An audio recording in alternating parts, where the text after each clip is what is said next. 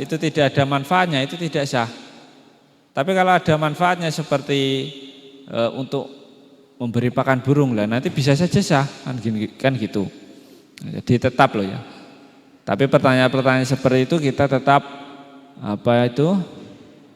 lewatnya para ulama yang di bidangnya, yang sudah mendalami tentang Al-Quran, hadis, ijma' qiyas dan yang lain sebagainya. Kalau sekarang kita kan ulama besar yang ilmiah tentang hal itu kayak madhab 4, Imam Syafi'i, Imam Hanafi, Maliki, Hambali, Syafi'i, Hambali dan yang lain sebagainya. Nah, itu adalah dasar tentang fasal bab tentang jual beli. Nah, jadi kalau fikih itu tentang jual beli itu sebenarnya pertanyaannya banyak sekali. Ubudiyah yang saja itu sangat banyak, tentang transaksi itu juga sangat banyak sekali. Masih 10 menit lagi saya tambahkan. Nah, setelah tentang fasal atau bab tentang jual beli, bab selanjutnya di kitab Fathul Qorib itu adalah faslun fi riba. Bismillahirrahmanirrahim. Faslun utawi iki kono fasal suwiji fi riba ing dalem mertelaake riba. Bi alfin kelawan 1000 maksuratin kang den waca cendhek. Bi alifin kelawan alif maksuratin kang den waca cendhek. Ar-riba. Lughatan ing dalam cara bahasa iku aziyadatu tambahan tambah utawa luwih. Wa syar'an utawi riba ing dalam cara syara'i iku muqabalatu iwadin bandingi ijol bi akharin kelawan ijol kang weneh majulit tamatsuli kang ora den ngerteni pepadani fi mu'aradat fi mi'yari syar'i ing dalam ukurane syara'. Halatalakti ing dalam nalikane akad au ma'ata akhirin utawa ing dalam sartane ngereake fil iwada ini ing dalam iwat loro ganti loro awahadima utawa ing dalam salah sijine iwada ini. Jadi gitu. Definisi riba secara bahasa secara umum itu adalah kelebihan atau tambah. Sedangkan menurut definisi syariat yang dimaksud riba yang diharamkan di sini menurut Islam itu adalah meminta ganti yang lain yang tidak diketahui kesamaannya dalam ukuran syariat ketika terjadinya akad atau mengakhirkan dua ganti atau salah satunya. Jadi gitu. Ini intinya itu memberi hutang tapi nanti dengan kelebihan yang tidak sesuai dengan hutang yang pertama. Saya menghutangkan uang 100.000, nanti kamu baliknya 110.000 misalkan ya. Yang 10.000 itu loh riba, kelebihannya itu yang haram diambil kan gitu. Nah, kalau ya saya hutang 100.000 balik nanti saya hutangkan 100.000, nanti kamu baliknya 105.000. Nah, yang 5.000 itu kelebihan hutangnya itu namanya riba dan yang diharamkannya yang itu kelebihannya itu. Kalau 100-nya ya dikembalikan asalnya itu tidak masalah tapi kelebihannya itu ketika kok diambil oleh si pemberi hutang itu nanti menjadi berdosa dan haram. Jadi itu namanya riba kan ya. Itu secara dasar dulu. Karena nanti sebenarnya sangat bercabang tentang prakteknya. Bismillahirrahmanirrahim. Wa riba utawi riba iku haramun haram. Wa inna mayakunu lan angin pestine ana apa riba iku fi dhahabi ing dalam emas wal fiddati lan perak. Wa filmu mat'umati lan ing dalam pira-pira panganan. Riba itu hukumnya haram dan bahwasanya riba itu terjadi di emas dan juga perak dan dalam makanan. Yang terjadi itu kalau zaman dulu seperti itu. Riba itu terjadi di transaksi dalam emas, perak dan juga makanan. Saya menghutangkan beras 10 kilo, nanti balikkan ke saya 11 kilo. Nah, yang 1 kilo itu hukumnya riba. Atau saya hutangkan emas ini 1 gram, nanti balikkan 1,5 gram. Yang 1,5 gram itu haram diambil, itu namanya riba, nggak boleh. Nah, jadi dalam 3 hal itu ya, riba itu hukumnya. Ada orang kesusahan datang hutang beras 10 kilo atau 3 kilo semisal.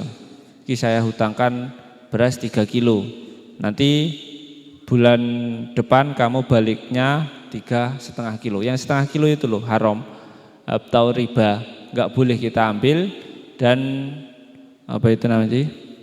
Yang si pemberi hutang itu nanti bisa berdosa ketika melakukan transaksi riba seperti itu. Wahya utawi perkara wahya utawi mat umat iku ma perkara yuksadu kang den sejo apa ma ghaliban ing dalam kaprae lito ami krana arae den pangan iktiyatan krana ngalap pikuatan au tafakuhan utawa ngalap nyamian au tadawian utawa ngalap tetombo wala yajri lan ora lumaku apa riba-riba fi ghairi dzalik yang dalam mengkono-mengkono ing dalam liyane mengkono-mengkono mat umah. Ing dalam liyane mengkono-mengkono dhahab ila akhirih. Ing dalam liyane mengkono-mengkono mat umah. Yang dikehendaki di sini mat-umatun di sini itu adalah sesuatu yang memang disengaja. Umumnya itu dimaksudkan adalah untuk dimakan kayak beras, jagung dan yang lain sebagainya. Karena untuk dipakai makanan pokok atau untuk dibuat camilan atau makanan-makanan yang dibuat obat semisal, makanan dibuat obat, makanan dibuat camilan atau makanan pokok itu nanti ketika kau dihutangkan dengan meminta kembalian yang tidak sesuai atau kelebihan itu nanti menjadi riba. Dan riba tidak terjadi pada selain yang sudah disebutkan di atas. Walaya jusulan ora wenang apa bai'u dzahabi adol emas bidzahabi den tuku kelawan emas walal fidati lan ora wenang apa adol perak kadzalika hale kaya mengkono-mengkono den tuku kelawan perak. Ai bil fidati tegese den tuku kelawan perak iku madrubina kang den cetak karone. Kana ana apa dzabal fiddah au ghairi madrubina utawa ora kang den cetak karone ila mutamathilan angin padan pinadan masalan tegese kelawan padan bimislin kelawan pinadan falaisihu mongko rasa apa bai usaiin adol suwiji-wiji mindalika saking mengkono-mengkono dabal fidah mutafadilan halih kang leluwian. Nah gitu.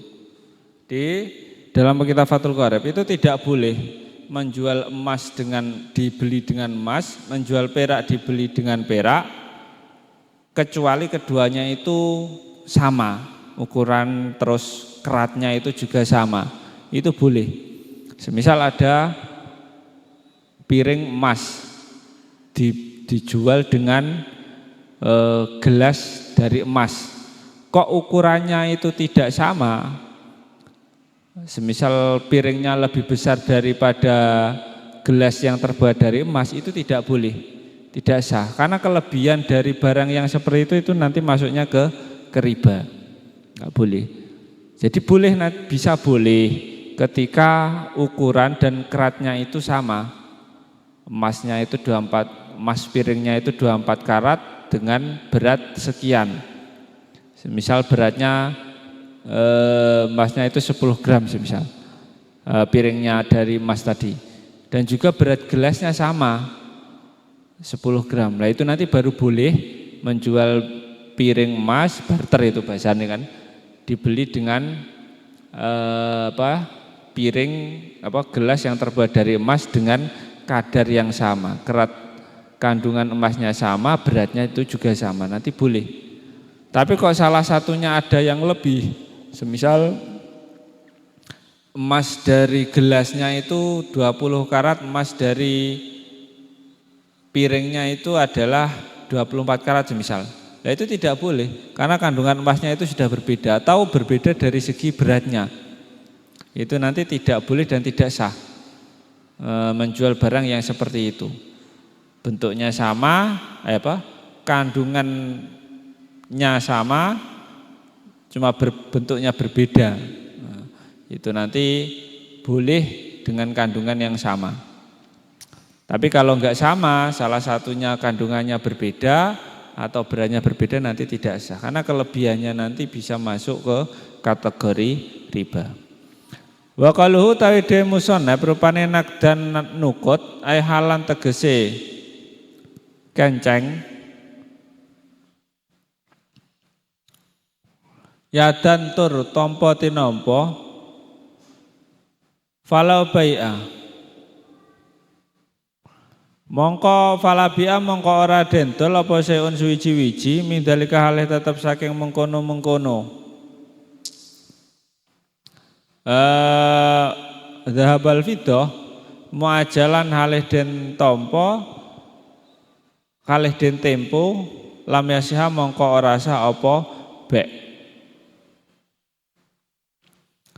Nah, maka apabila sesuatu tersebut dijual dari emas dan perak dengan cara ditempo, maka nanti tidak sah. Ini saya jual semisal emas. Emas ini kamu beli dengan emas yang lain. Tapi dengan tempo. Maksudnya nanti saya emas saya nanti akan saya berikan emas berbentuk kotak ini kamu beli dengan emas kamu yang berbentuk bulat itu. Nah, tapi kok ditempo saya bayarkan 1 bulan kemudian. Nah itu nanti tidak sah. Meskipun ukurannya sama, barangnya sama, kandungannya sama, tapi tidak terjadi pada waktu itu, tidak diserahkan pada itu, maksudnya ditempo, itu nanti tidak sah. Jadi dalam barter emas perak ataupun makanan itu harus sesuai kadar kandungannya dan juga kadar beratnya. Dan juga tidak boleh ditempo. Tidak boleh yang satunya diberikan di hari yang berikutnya yang terlalu lama, itu tidak boleh. Harus pada waktu itu, misal piring sama piring, emas sama emas, kandungannya sama, harus diserah terimakan pada hari itu juga, tidak boleh ditempo. Nah, karena apa? Kelebihan harinya itu bisa masuk kategori riba. Jadi ya memang seperti itu. Kelebihan yang mana tidak sesuai itu nanti bisa masuk ke kategori riba. Karena kan salah satunya ada yang dirugikan kan, meskipun dia tidak merasa. Meskipun dia tidak merasa, tapi kok terjadi transaksi sama penjual dan pembeli yang tidak sesuai itu nanti bisa jadi tidak sah.